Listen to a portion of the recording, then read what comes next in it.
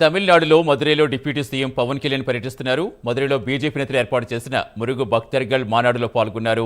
మురుగును సదస్సుకు లక్షలాది మంది సుబ్రహ్మణ్య స్వామి భక్తులు హాజరయ్యారు. అంతకుముందు మధుரை మీనాక్షి, తిరుపరన్ కుండ్రం, మురుగన్ ఆలయాలు పవన్ కళ్యాణ్ దర్శించుకున్నారు.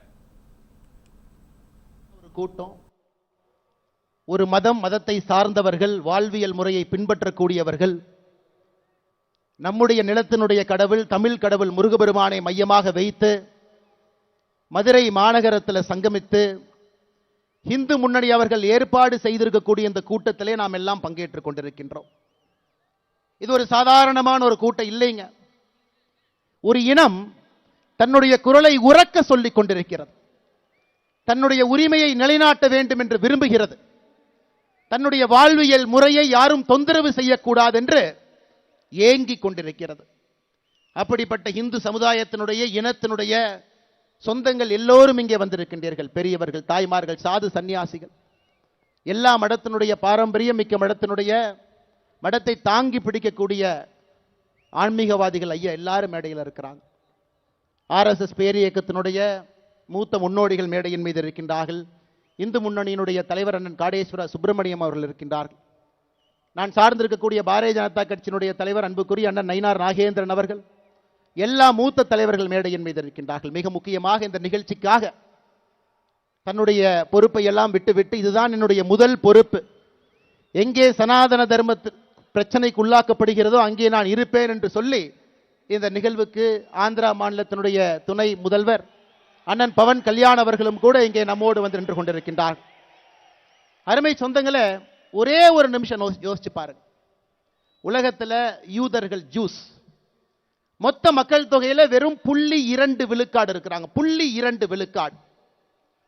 அவர்களுடைய வாழ்வியல் முறையை தொந்தரவு செய்வதற்காக வெறும் 0.2 விழுக்காடு இருக்கக்கூடிய ஒரு இனம் 4 நாடுகளோடு சண்டை போட்டு நின்று கொண்டிருக்கின்றார்கள். 4 நாடுகளோடு.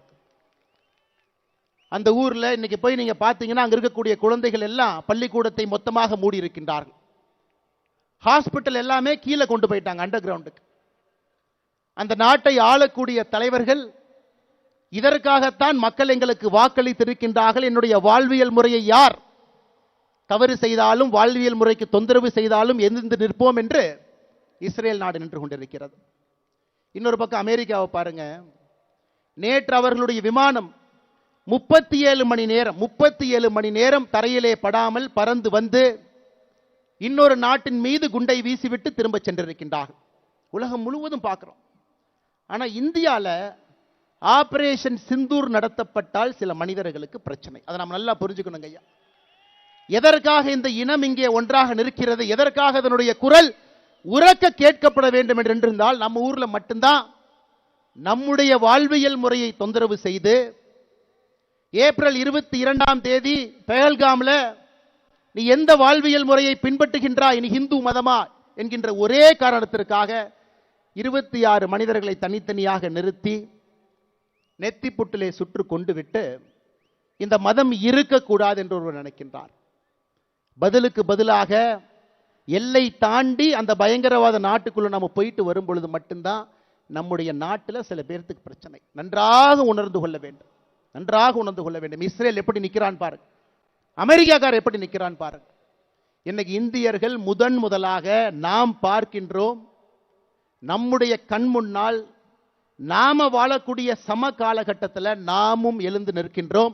என்னுடைய வாழ்வியல் முறைக்கு பிரச்சனை வந்தால் எழுந்து நிற்பேன், திருப்பி அடிப்பேன் என்று. அன்பு சொந்தங்களே, அதற்காகத்தான் இந்த மதுரையில் முருகபெருமானுடைய மாநாடு நடந்து கொண்டிருக்கிறது. காரணம், இந்துக்களை பொறுத்தவரை சின்னதாக யாராவது தொந்தரவு பண்ணா நம்ம பெருசா கண்டுக்க மாட்டோம், பரவாயில்ல மன்னிச்சு போயிடும். பெரிதாக தொந்தரவு செய்தாலும் கூட அதையும் கண்டுக்க மாட்டோம், மன்னிச்சு போயிடும் சொல்லுவோம். ஆனா இன்னைக்கு அதையெல்லாம் தாண்டி நம்முடைய வாழ்வியல் முறைக்கு தொடர்ச்சியாக பிரச்சனைகள் வந்து கொண்டே இருக்கிறது. ஹிந்து என்பதற்காக நான் ஏற்கனவே சொன்னதை போல நம்முடைய கடைக்கோடி தொண்டர்கள் கொல்லப்படுகின்றார்கள். இந்த மதத்தை பின்பற்றினா மட்டும் நம்முடைய வாக்கை பெற்று அரசியல்வாதிகளாக அதிகாரத்தில் இருக்கக்கூடியவங்க கோவில் இப்படி இருக்கும், கூம்பு மாதிரி இருக்கும் அசிங்கப்படுத்துறாங்க. இந்து மக்கள்கிட்ட ஒற்றுமை எப்பொழுதும் வராது என்கின்ற தைரியத்தில் அரசியல்வாதிகள் இன்னும் பழைய அரசியலை செய்து கொண்டிருக்கின்றார்கள். அதையெல்லாம் உடைத்து காட்ட வேண்டும். என்னுடைய கோவில்கள் பாதுகாக்கப்பட வேண்டும். எங்களுடைய வாழ்வியல் முறையில் எந்த பிரச்சனையும் வரக்கூடாது. எங்களுடைய குழந்தைகள் தைரியமா ஒரு ஸ்கூலுக்கு போனா கூட திருநூறு வச்சுட்டு போகணும். எங்களுடைய குழந்தைகள் இன்னைக்கு வட தமிழ்நாட்டில் ஒரு ஸ்கூலுக்கு போனா கூட ருத்ராட்சி கொட்டையை வெளியே அணிந்து கொண்டு செல்ல வேண்டும். இதெல்லாம் இன்னைக்கு மக்களுக்கு ஏற்படக்கூடிய பிரச்சனையாக இருக்கிறது. அன்பு சொந்தங்கள், அதற்கெல்லாம் இந்த முருகர் மாநாடு தேவைப்படுகிறது. ஒரு பக்கம் எழுச்சி, ஆளுகின்ற ஆட்சியாளர்களுக்கு எச்சரிக்கை மணி. 5 லட்சம் பேர் மதுரையில காசு கொடுக்காம கொள்கைக்காக மழை வரும் என்று தெரிந்தும் கூட்டம் அதிகமாக இருக்கும். அதுல என்னைய மதிப்பாங்களா? கடைக்கோடியில் உட்கார்ந்து இருக்கிறேன் நான் விஐபியா, எனக்கு சேர் கொடுப்பாங்களா? எந்த கேள்வியும் இல்லாம இது என்னுடைய மாநாடு, என்னுடைய வாழ்வியல் முறையை காக்கக்கூடிய மாநாடு என்று வந்திருக்கின்றீர்கள். இதிலே எச்சரிக்கை மணி அங்க போகுங்க. முருகபெருமான் நல்லா பாருங்க, 6 படை சாதாரணமான வீடுகள் இல்லைங்க. நல்லா பாருங்க, எல்லா வீடுகளுக்கும் ஒரு தன்மை, அறிவு ஞானம், அதற்கு ஒரு வீடு. திருமணம் செய்து கொண்டு இல்லற வாழ்க்கையிலே அமைதியாக இருப்பேன், அதற்கும் ஒரு வீடு. நல்லா யோசிச்சு பாரு. என தேவையில்லாம பிரச்சனை பண்ணினா சூரசம்ஹாரம் பண்ணிடுவேன், அதற்கும் ஒரு வீடு. சூரசம்ஹாரம் செய்துவிட்டு அமைதியாக திருத்தணியில போய் இருப்பேன், அதற்கும் ஒரு வீடு. ஆளுகின்ற ஆட்சியாளர்கள் முருக பக்தர்களை எந்த வீட்டிலே வைத்து பார்க்க வேண்டும் என்று இந்த மாநாடு மூலமாக அவர்களுக்கு தெரியும். முதல் வீடு திருப்பரங்குன்றத்துக்கே நீ பிரச்சனை ஏற்படுத்தினா ஒரு வீடாக சென்று சூரசம்ஹாரம் செய்துவிட்டு மறுபடியும் அமைதியாக திருத்தணிக்கு போயிடுவோம் அப்படிங்கிற மாதிரி தாங்க ஐயா அந்த மாநாட்டில் ஒரு பெரிய செய்தியை நாம் சொல்லி இருக்கின்றோம். என்னுடைய வாழ்வியல் முறையில தலையிடாத, ஏன்னா நம்ம யாருக்குமே தொந்தரவு பண்ணல. இன்னைக்கு உலகத்தில் இருக்கக்கூடிய எல்லா மதத்தையும் பாருங்க ஐயா, எத்தனை கோடி மனிதர்கள் எந்த மதத்தை பின்பற்றாங்க பாருங்க. கிறிஸ்தவ மதம் 230 கோடி, கிறிஸ்தவ மதம் 200 கோடி, இந்து மதம் 120 கோடி. இதுல ஆச்சரியம் என்னன்னாங்க, 190 கோடி பேர் இந்த உலகத்துல எந்த மதத்தையும் பின்பற்றாம இருக்கிறாங்க, அன்அஃபிலியேட்டட்ங்கறாங்க. 230 கோடி கிறிஸ்தவர்கள் இருக்கிறாங்க, 200 கோடி இஸ்லாமியர்கள் இருக்கிறாங்க.